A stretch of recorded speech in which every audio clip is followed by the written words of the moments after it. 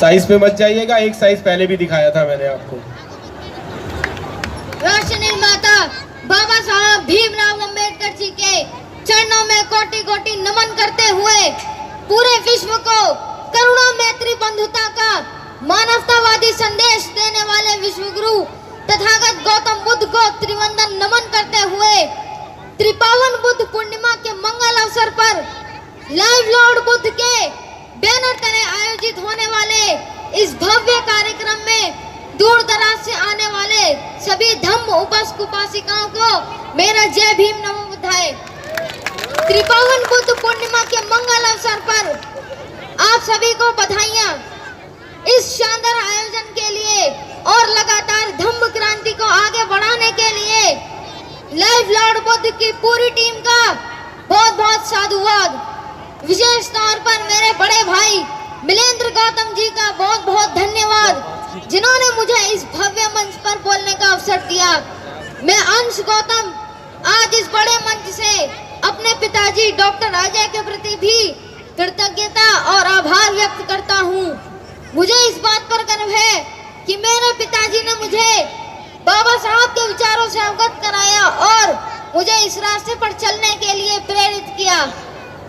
हम बुद्ध पूर्णिमा को त्रिपावन बुद्ध पूर्णिमा इसलिए कहते हैं क्योंकि सिद्धार्थ गौतम का जन्म, सिद्धार्थ गौतम को ज्ञान प्राप्त होना, सिद्धार्थ गौतम से बुद्ध बनना और अंत में बुद्ध का महापरिनिर्वाण होने का दिन बुद्ध पूर्णिमा का ही दिन था। बुद्ध पूर्णिमा ही वो दिन है जिस दिन कपिलवस्तु में लुम्बिनी नामक स्थान पर शालवन में सिद्धार्थ गौतम का जन्म हुआ था।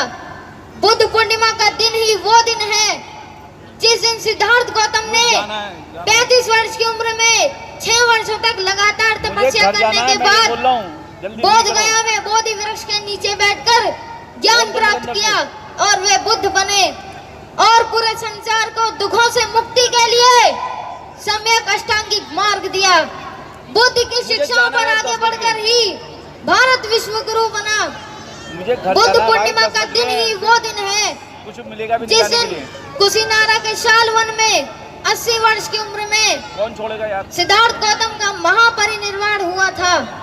दोस्तों मैं आपको एक बात और बताता हूँ, बाबा साहब ने बुद्ध के धम्म में 22 प्रतिज्ञाओं का फिल्टर लगाकर हमें बुद्ध के धम्म को शुद्ध रूप में दे दिया है और अब हमें चाहिए कि हम बाबा साहब की सच्ची और लायक औलाद बनकर बाबा साहब द्वारा दिखाए गए इस रास्ते पर आगे चलें और बाबा साहब के द्वारा दिए गए इस शुद्ध बुद्ध के धम्म को अपने जीवन में अंगीकार करें और बुद्ध के धम्म के अनुरूप ही आचरण करें। जिन्होंने हमें बुद्ध का धम्म दिया है, हमारे जीवन को खुशहाल बनाया है, मैं उन बाबा साहब अम्बेडकर जी को कोटि कोटि नमन करते हुए और बाबा साहब अम्बेडकर जी को एक छोटी सी कविता समर्पित करते अपनी बात को विराम दूंगा।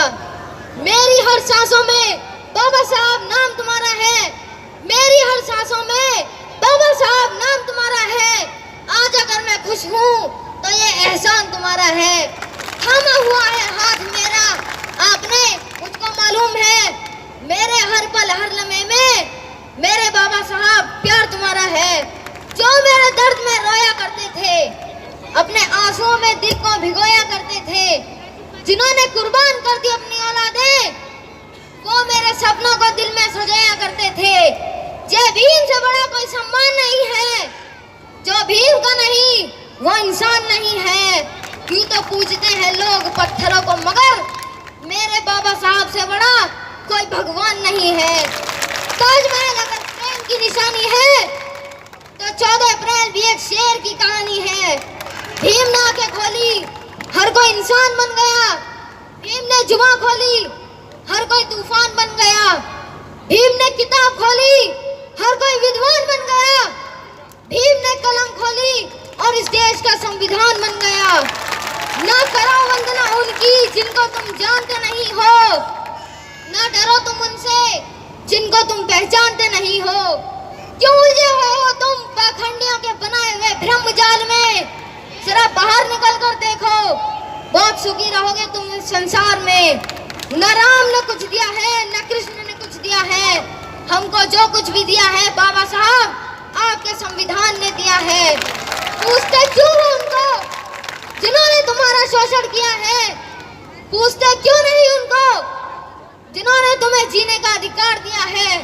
पूछना है तो बेशक पूछो, लेकिन उनको जिन्होंने तुम्हारे लिए संघर्ष किया है, जिन्होंने तुम्हें जीने का अधिकार दिया है, जिन्होंने तुम्हारे लिए अपने जीवन का हर सुख और अपने परिवार को न्यौछावर कर दिया, मैं कैसे भूलूं उनके एहसानों को जिन्होंने मुझे जीने का अधिकार दिया है? मैं कैसे भूलूं उनके एहसानों को जिन्होंने मुझे जीने का अधिकार दिया है? भीम की तारीफ करूं कैसे, मेरे शब्दों में इतना जोर नहीं। भीम की तारीफ करूं कैसे, मेरे शब्दों में इतना जोर नहीं। सारी दुनिया में जाकर ढूंढ लेना, मेरे बाबा साहब जैसा कोई और नहीं। मेरे दुश्मन कहते हैं तेरे पास ऐसा क्या है जो तेरे नाम की इतनी चर्चा है? मेरे दुश्मन कहते हैं तेरे पास ऐसा क्या है जिससे तेरे नाम की इतनी चर्चा है? तो मैंने भी कह दिया कि दिल नरम और दिमाग गरम, बाकी सब मेरे बाबा साहब का करम है। सूरज को क्या पता चांद क्या होता है, शमी को क्या पता आसमां क्या होता है। सूरज को क्या पता चांद क्या होता है, शमी को क्या पता आसमां क्या होता है। जो जिंदगी भर भगवान के नाम पर भीख मांग कर खाए, उसे क्या पता भारतीय संविधान क्या होता है। फूलों की कहानी बहारों ने लिखी, रातों की कहानी सितारों ने लिखी। फूलों की कहानी बहारों ने लिखी, रातों की कहानी सितारों ने लिखी। हम नहीं हैं किसी के गुलाम, क्योंकि हमारी कहानी बाबा साहब जी ने लिखी। इंसानों को गुलाम बनाकर बहुत बादशाह बने, इंसानों को गुलाम बनाकर बहुत बादशाह बने, लेकिन गुलामों को इंसान बनाकर एक बादशाह हुए, और वो है राष्ट्र निर्माता बाबा साहब अम्बेडकर जी। जय भीम नमो बुद्धाय, जय भीम नमो बुद्धाय। दोस्तों मेरे साथ बोलिए, जय भीम जय भारत, जय भीम जय भारत, जय भीम जय भारत।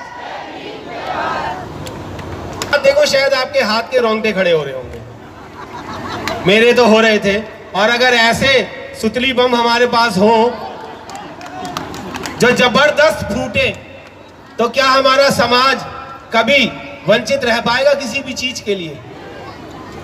इसी कड़ी में मैं अंश भाई का स्वागत करने के लिए और इनको मोमेंटो देने के लिए बुलाना चाहूंगा दिल्ली का शेर अनिल सागर। मैं चाहूंगा अनिल सागर जी आए, जो पूर्व में बीएसपी महासचिव रहे हैं अनिल सागर जी, और इन्हीं के साथ मेरे बड़े भाई योगेश गोंदियान जी भी आए साथ में। मैं चाहूंगा कि वो दोनों इस छोटे बच्चे का सम्मान करें और सम्मान बढ़ाएं। और सम्मान बढ़ाने के लिए एक आप बहुत ही युवा हैं और कर्मठ हैं हमारे समाज के सभी काम करने के लिए। और मैं आपको बताना चाहूंगा कि पूर्व में आप दिल्ली प्रदेश महासचिव भी रह चुके हैं। इनका बहन जी का इन पे बहुत बड़ा आशीर्वाद रहा है। और अंश गौतम को मोमेंटो देते हुए योगेश जी और अनिल सागर जी।